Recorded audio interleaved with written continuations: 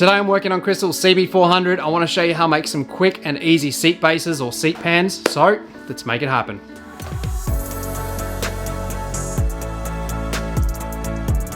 I find the best way to get the angle of the rear kick exactly where you need it is to do it in a couple of stages, just so you can sort of stand back and have a look at it. And when you get it exactly where you need it, just put a little bit of a tack weld on it and it'll hold it in place until you get to it and fully weld it out later.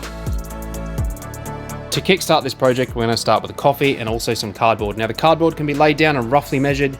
You're better to be over than under because we're going to trim it all down later anyway.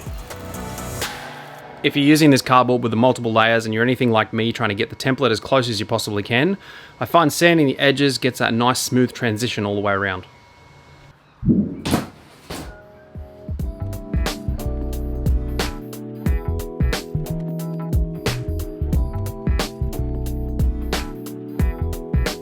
Because I'm using 1.6 aluminium, I decided to strengthen it up a little bit and just put a couple of beads, or also known as swages, down the center there.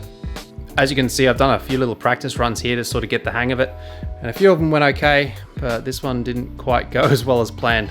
Let's hope the main part doesn't end up like that. So this machine is my new power hammer. I have a few projects lined up for it, a little bit more elaborate than this one, but this just gives me a bit of a trial run and have a finished part at the end of it, and I'm pretty stoked with how this actually turned out in the end.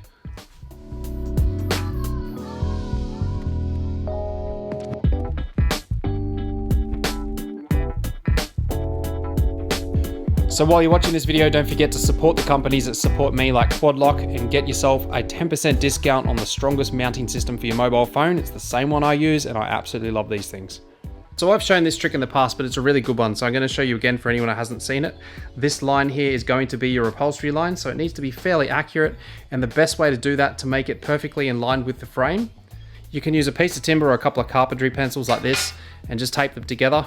Get a piece of timber, push it hard up underneath, make sure this is pushed down hard as far as it'll go. Just draw yourself a line all the way around and then you can just trim that off later. Or in my case, I'm going to use a pen.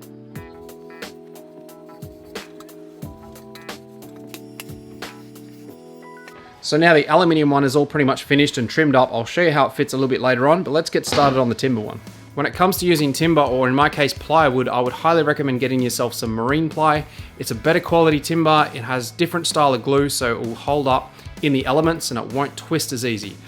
And after you've cut it out and got it to the shape that you want, I would highly recommend getting yourself some sealer or even fiberglass resin and just coat the entire thing to give it even more protection from the elements. A simple hand saw will do this job. I'm using a circular saw, but just remember to only cut 3/4 of the way down into the timber. So don't make the mistake I did. I just didn't cut it quite enough, and then as I bent it, it snapped in half.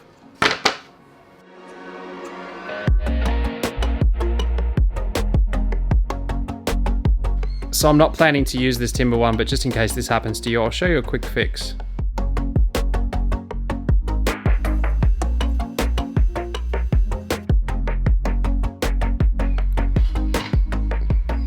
Well, that angle is perfect. How's that for a guess?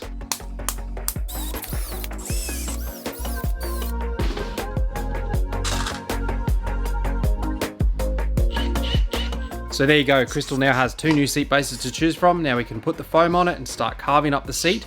I'm pretty sure I know which one she's going to choose, and it's probably not going to be the timber one. Timber definitely wouldn't be my first choice. It does have its tendencies to warp and twist, which is something you don't really want in a seat. So my preference would be aluminium, fiberglass, or plastic, because they will hold up to the elements and the abuse you're going to give them. If you're trying to conform to a more complex shape, I would recommend using something like a thermal plastic. I actually have a perfect size available on my website with the clips that go with it. This is something that I've used many times on a few of my builds, but also if you have something even more complex, and another option is fiberglass. I've used fiberglass many times on a few of my builds, and it is fantastic because you can make pretty much any shape that you want.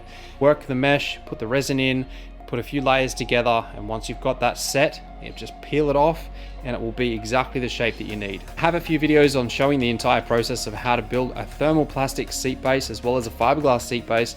They're really good videos of how to, and show you kind of the process of what you need to do to get this to work and shape to your seat. So definitely go and check those out. I'll leave them in the description below for you. If you enjoyed this video, go and check out the fiberglass seat base that I made a while ago, and also the thermal plastic one. I'll leave them just here.